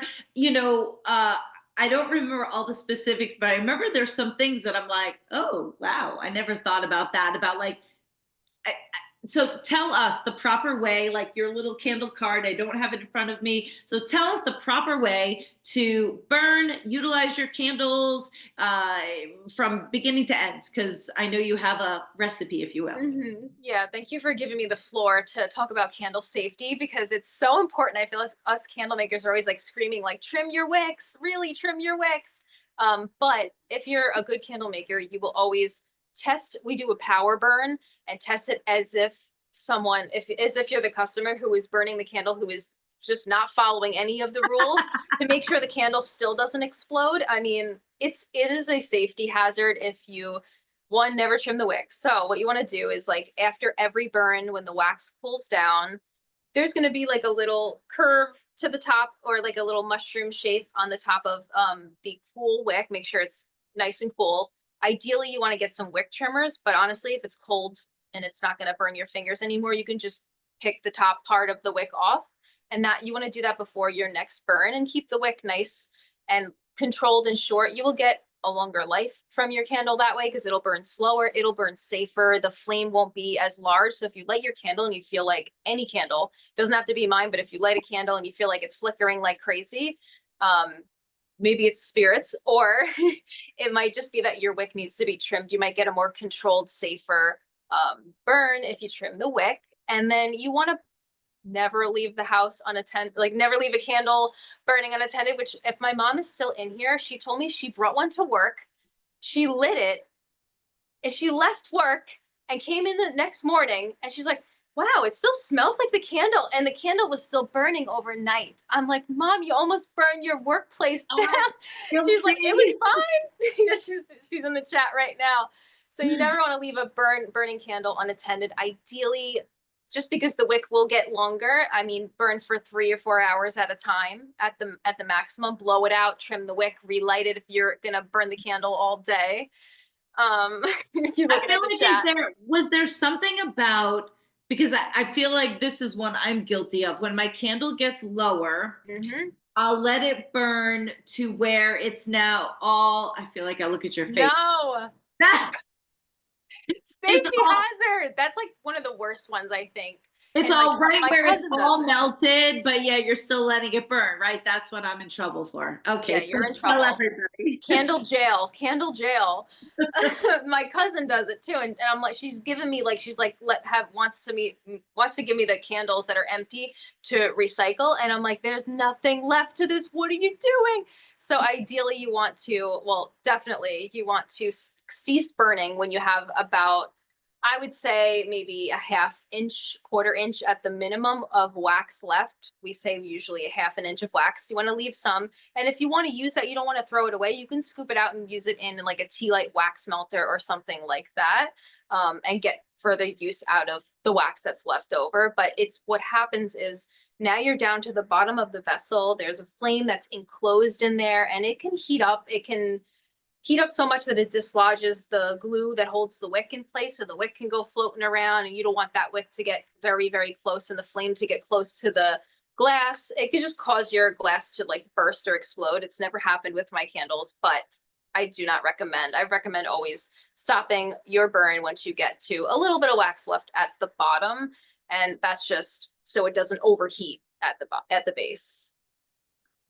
So my last question is, and then what the hell is up with candles? They might look so pretty. I know they're stupid, cheap, and cheesy. I don't usually ever buy them, but you know, somebody buys them for you. Why is it?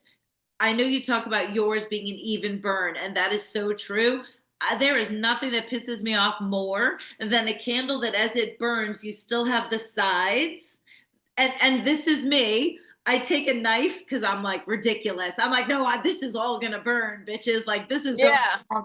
So as it's moist, I'll either move the wick to like, I need a job. I really do. You're like, I'm getting every inch of wax out of this. Also, I'll either like push the wick over so it like heats one Yeah. side, or as it softens, I'll take a knife and I'll like bend it over because I want it to burn to then like fill, like I want that to like drip in. And Yeah. I definitely do not need another hobby, but it irritates me when you have candles that don't burn all the way down. So, or Yeah. is that clean? Is that what you call it? If they don't burn clean? I would say No. when I say clean, I'm just mean like the ingredients and like Okay. not producing a lot of soot. But so what So you're then what describing is is that? What is that's that? tunneling.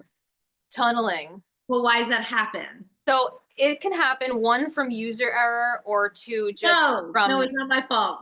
yeah, no.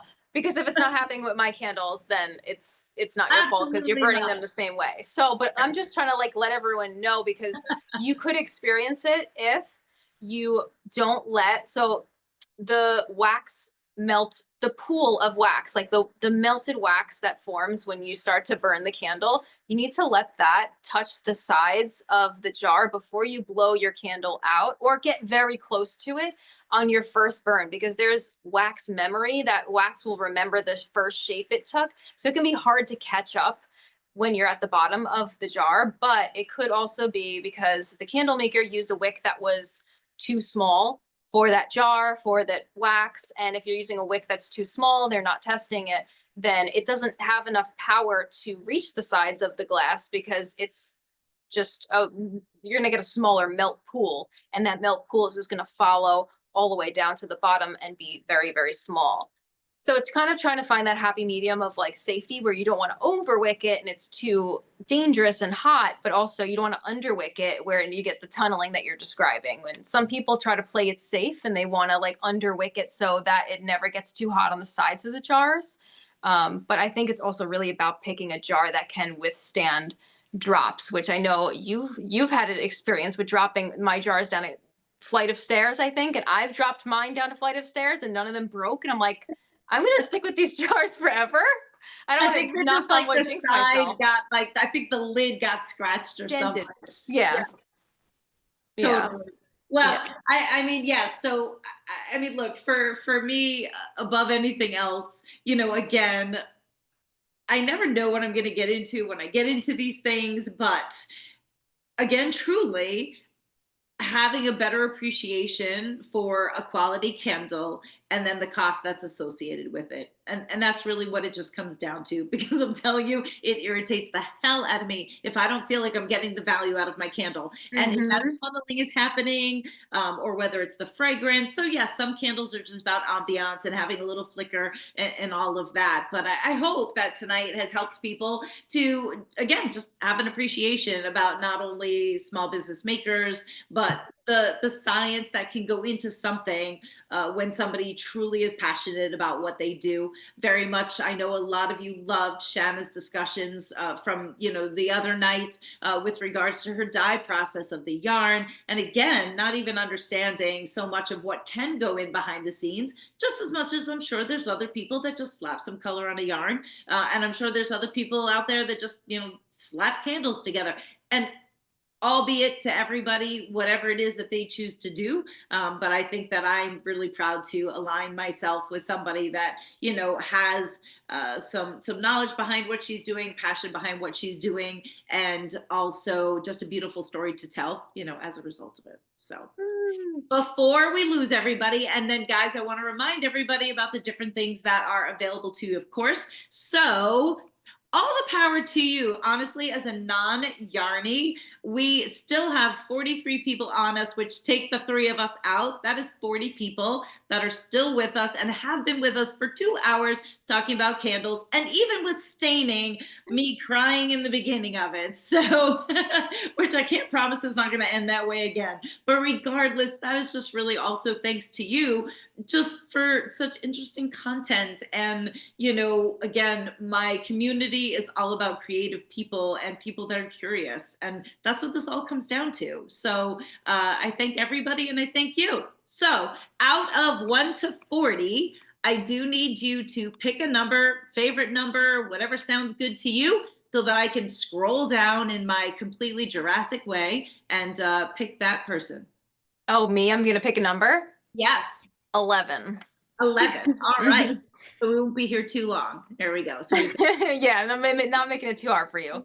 4, 5, 6, 7, 8, 9, 10, and 11. Elizabeth Fenson, you are number 11. And that is completely that is why I don't have a better way to do it. I'm literally just scrolling and counting down based on my participant list and the order in which it is. So, Elizabeth Fenson, you are our winner this evening. So I know Erin will send me all of that information. So as we wrap up, guys, I know Erin has been active in the chat. I want to remind everybody to please visit Dani over on her website. I know the link has been dropped. Remember that she has her holiday candle collection on sale, correct? Yep. Okay. So her holiday candle collection is on sale on her site, should you choose to jump on over there and pick a few things, because really, the holidays aren't totally over and it's still a great winter scent. So feel free to check that out. Or Dani, do you have a newsletter? Do you have a way for people to subscribe? Like, how can they find out about your collections as they're coming up? It's mostly Instagram. If anyone has Instagram, I do a lot of announcements on there, and you'll be like the first to know about upcoming collections. Like I have Valentine's Day candles coming soon, and then I'll have a spring collection that I'm planning that's going to be really, really fun. So my Instagram, I guess, is like the best way. And I was going to say, in preparation for tonight, I did put the social media banner and tagged. It's Amber and Oak spelled out, right? Yeah, and then an underscore at the end. Okay, so go to my stories. It's there. Just go ahead and tap on that where you see the mention to go ahead and give Dani a like, or obviously you can do a search and find it yourself. So definitely check it out. There's also varied content there sometimes too, I will say. So definitely give her a follow and show her some love for her time spent tonight. Equally for myself as well, guys, don't forget, I know many of you have tried our signature candles before, but if you haven't, or if you have, or you want to get a gift, or you want to stock up, remember your code is candles. We're going to keep it all caps because I'm not sure. That's going to get you 10% off either the Farm and Yarn candle or the Fleece and Snow. We are limited right now on Farm and Yarn, but as soon as I'm able to restock it, probably going to be more towards end of January, mid-February, I'm going to go ahead and do that, regardless of the fact that it's a fall candle. And then also remember, if I see that you've made a candle purchase during the 12 days of Christmas, of which our sale is good through the 6th, so that's through Monday evening, then you will also be getting a special coupon code to be able to buy our new spring candle at discount once it's available. So those are the goodies that we have in store for you guys, along with all of the others we've talked about all week. So can't believe tomorrow night is our last guest speaker, and then we have our wrap-up party on Monday, in which I will remind all of our guests that they're welcome to stop in if they like. Remember, for the wrap-up party, we have trivia questions for each of the guests, meaning a question about each of the guests that you guys have an opportunity to answer and hopefully win tangible prizes. And then, of course, we will also be picking the one lucky winner for the keepsake basket. But tomorrow night, we are going to be joined by Sarah Barker of Strung Out Knits. Sarah's actually more part of our community, and her love of all fibers and textiles and kind of dabbling in a little bit of everything as a maker. So somebody that I know, somebody I've had a chance to meet when I was actually at our llama show in Ohio. She came there. So somebody I've just admired, and I thought it was kind of like an interesting combination of, you know, somebody who's part of our industry as a maker, but also as a knitter. So she kind of like rides the line, and I'm interested to learn more about her. I will also say I have no idea where we're in the process, but she has a bunch of my ends, if you will. You guys know what those are, my end runs. And she's also a weaver. So I'm going to leave it at that. So stay tuned for tomorrow night to find out a little bit more about that. Again, I want to thank everybody for hanging in with me tonight. I so appreciate it. Remember how we started this off, and if there's any way that you can thank either of us for continuing to bring this programming to you, you know what to do. So much love to all of you guys, and thank you very much, and have a great night. And Dani, thank you so. Thank you so much. Have a good night. Thank you very much. Good night, everybody.